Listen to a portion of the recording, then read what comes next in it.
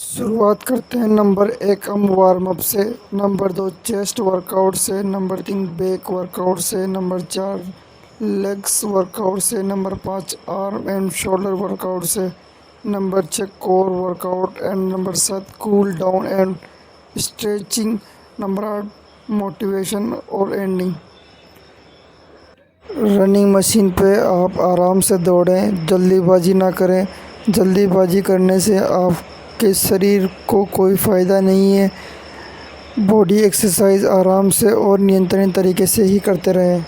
अब हम शोल्डर को एक्टिव करेंगे। अगर आपके पास हल्के डंबल है तो अपनी क्षमता के अनुसार उनका इस्तेमाल कर सकते हैं, नहीं तो बिना वजन के भी मूवमेंट कर सकते हैं।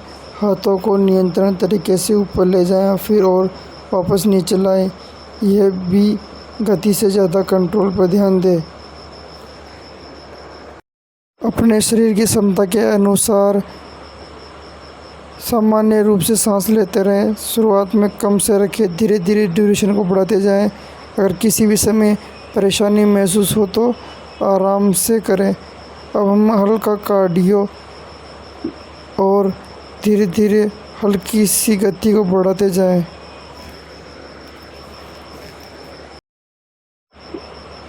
लेकिन असली सफलता सिर्फ एक दिन वर्कआउट करने में नहीं है।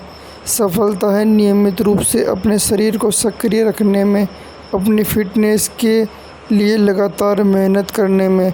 हर व्यक्ति की क्षमता अलग होती है, इसलिए किसी दूसरे व्यक्ति से अपनी तुलना करने की ज़रूरत नहीं है।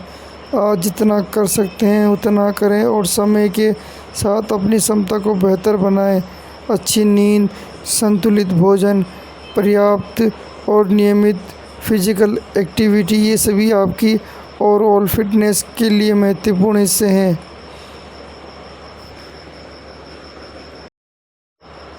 अब ऊपर बॉडी पर ध्यान देंगे।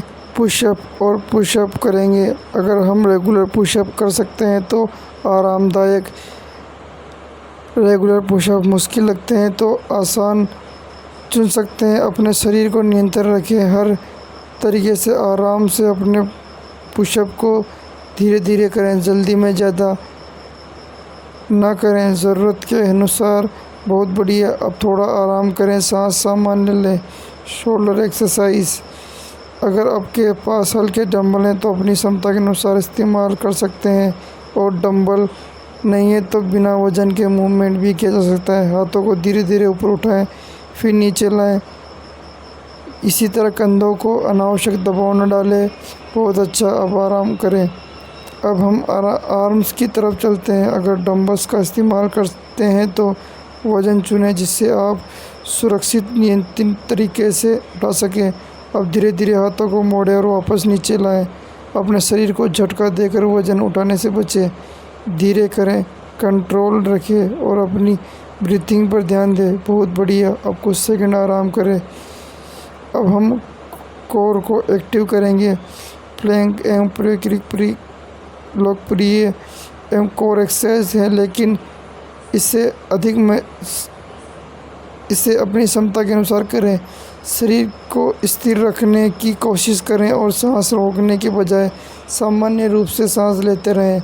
शुरुआत में कम समय से शुरू करना बिल्कुल ठीक है। जैसे जैसे अपनी क्षमता बढ़े आप धीरे धीरे वज़न बढ़ा सकते हैं। इसी तरह कंटिन्यू करते रहें।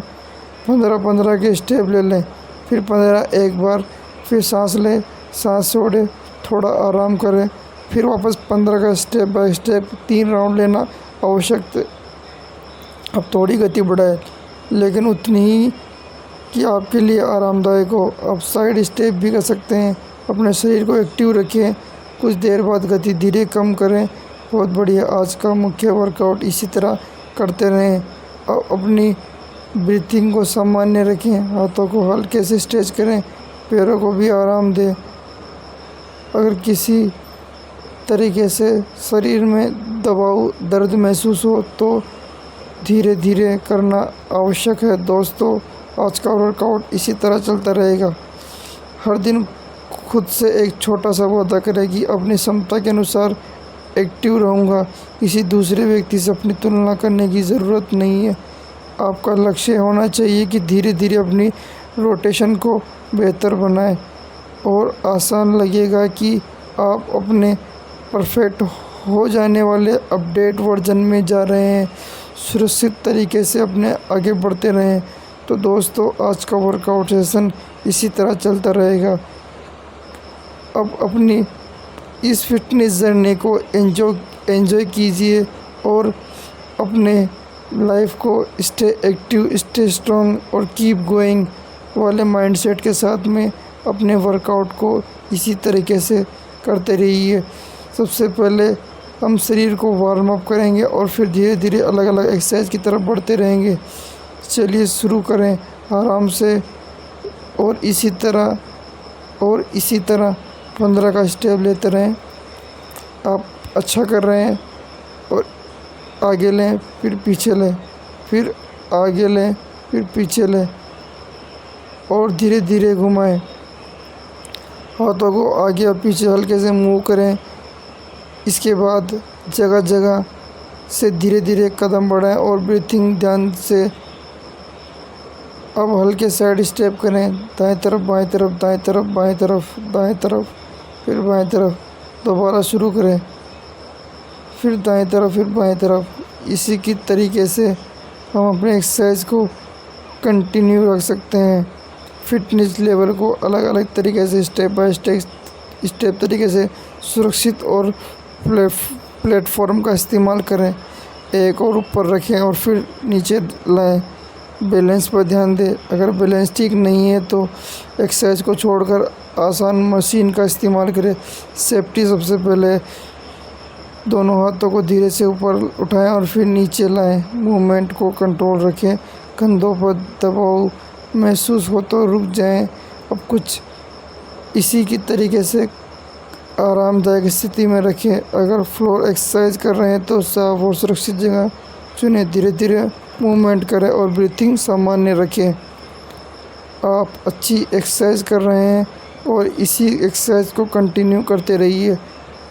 आपके हाथों को हल्के से स्ट्रेच करें, पैरों को आसानी से स्ट्रेच करें। कोई भी स्ट्रेच दर्द न लाएं।